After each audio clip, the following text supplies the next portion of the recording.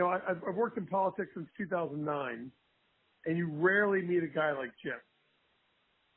Mm-hmm. In terms of, he's honest to a fault. Put it this way, he's been in politics for a long time, and he is what you would expect of somebody who should be in politics for a long time, poor. Right. He doesn't do it, he's not corrupt at all. So he's still scratching pennies to get by, because he won't do what other politicians will do. When you see somebody who's been in Congress for a long time and they're very wealthy, which happens a lot, that's not by them being honest.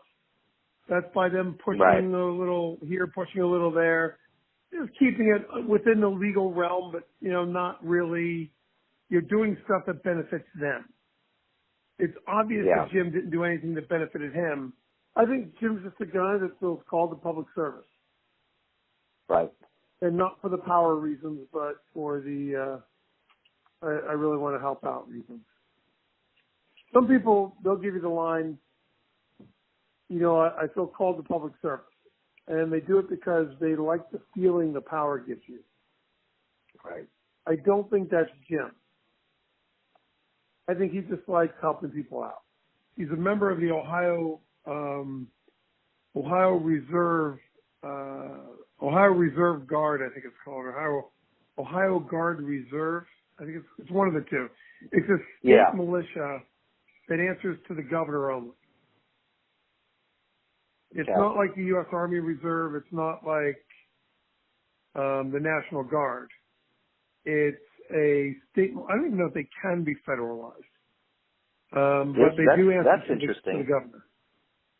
Yeah, I looked it up afterwards. 13 states have this. Okay. And some of them go pretty far back. But yeah, Jim's been a faithful member of that, which, any sort of national disasters, they would be localized for whatever you might need. Kind of like a localized version of the National Guard. Yeah. Kind of, sort of. But in terms of what we did as a pack, we were really testing out our call center. We used this as a way to really see what we can do, because we hadn't done anything yet. We just raised money.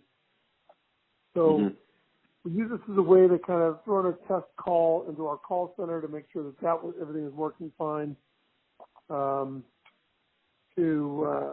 see what kind of an impact we can have. So picking a small race was, I think, important.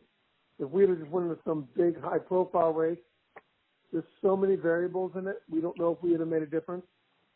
Right. Jim was polling pretty even going into the race. So I think this showed that we did make a difference, because the other guy had a lot of negative attacks, TV ads. And Jim wasn't spending heavy on TV? It was very limited in terms of outbound traditional advertising? Yeah. Okay. Yeah, he did some stuff towards the end, he told me, but he didn't have enough money to do it. So literally it was grassrooting. It was like driving around and meeting with people and showing up at the, at the local firehouse and doing things like that, right? Exactly. Yeah. Like I said, we did get a smaller race just to kind of show that we can make a difference. We have a call center now that works very well for us. And, there were visible signs of us making a difference. We essentially took the amount of money we had, which was only $3,000, and figured out how can we be most effective. So obviously you start out with the list of who voted for in the last 4, and then keep going down until we think we have as many calls as will use up all the dollars that we have.